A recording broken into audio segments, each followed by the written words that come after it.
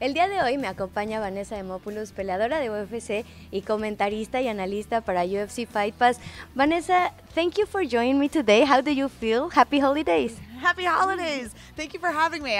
Today's an amazing day. So we're here at the UFC Performance Institute. And for me, it's like an honor to be here every time I get to walk in the doors as a UFC athlete. Vanessa, you had a great 2022 with 3 victories and also like a commentator and as an analyst for UFC Fight Pass. So what kind of experience do you live this year? A crazy one. This has been like the best year of my entire life. I'm so honored to be able to have all these opportunities to be on the microphone and to be able to like share my knowledge and what I love so much about fighting, about grappling, about the UFC with the world. So it's really cool for me to be able to do all these things. And what were your favorite memories for this year in UFC Fight Pass? Ooh, my favorite memories.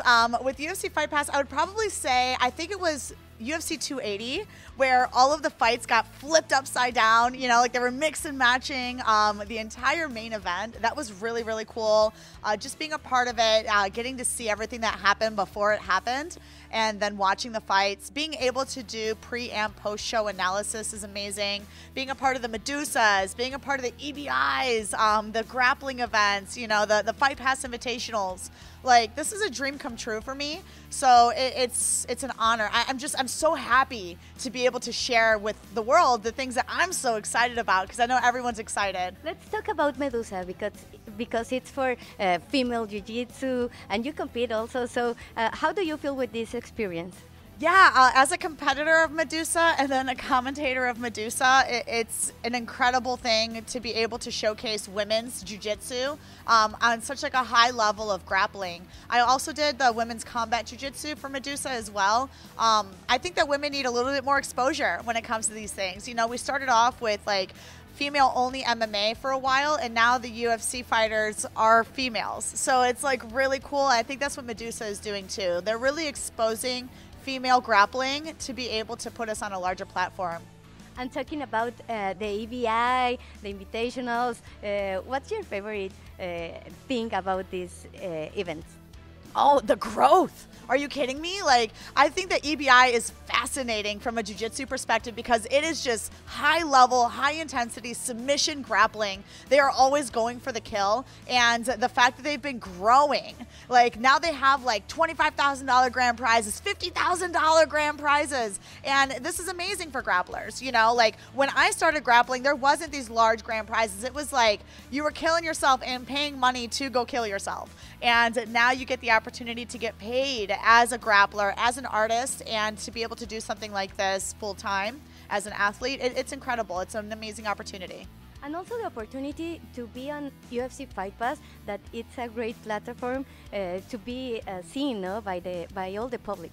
Yeah, UFC Fight Pass has been doing the biggest, most amazing things. I mean, it's the largest platform that you can get on that's not ESPN. You know, as a jiu-jitsu artist, as a martial artist in general, like UFC Fight Pass is where it's at.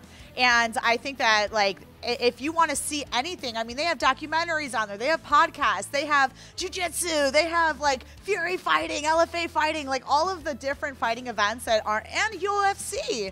Like you can watch literally everything that's martial arts related on UFC Fight Pass. I mean, there is no better platform to be a part of. Yeah, I think it's crazy. And also, I know that you were on Cancun. How much do you love Cancun? Oh, who doesn't love Cancun? I know. It's beautiful down there. And it's just so cool that they're doing these large events in such beautiful places. You know, like it's one thing to A, do an event, B, have it be on such a large platform like UFC Fight Pass, but then C, we get to go to beautiful places like Cancun. So it's like a working vacation and I'm never mad about it. Yeah, I think it's a kind of great, and your energy is always so high, and you are sharing everything of this on UFC Fight Pass as a commentator and as a competition. Yeah, I can't help it. I got so much energy. I have so much passion and so much life for this sport. And I think, you know, just the same way that like I'm excited, I know that the competitors are excited to go out there and showcase. So, I mean, I'm just happy that I get to be a small part of their journey and explain what they're doing to people that maybe don't understand jiu-jitsu the same way that we do. So, yeah, it's really cool. It's really cool. So thank you for that, Vanessa. And what we can expect for 2023 on UFC Fight Pass and for Vanessa Demopoulos? I'm looking to make it into the top 5, if not start chasing after that belt by the end of 2023. So it's going to be a big year, you guys. I want to fight at least 3 or 4 times inside the octagon, as well as doing whatever sort of appearances, commentating, fight analysis, breakdowns that I can do on the in-between. I love this. I love fighting, and this is cool things I get to do in between stepping into the cage, being a professional athlete myself, and living the dream that I always looked forward to my entire life. I worked so hard to be able to be here for you guys, and I'm just really grateful that everybody else enjoys it with me. Well, thank you for everything, and congrats for everything you are reaching out on UFC and on UFC Fight Pass, and hoping that 2023 it's a great year. Thank you so much. Thank you. Gracias, amigos.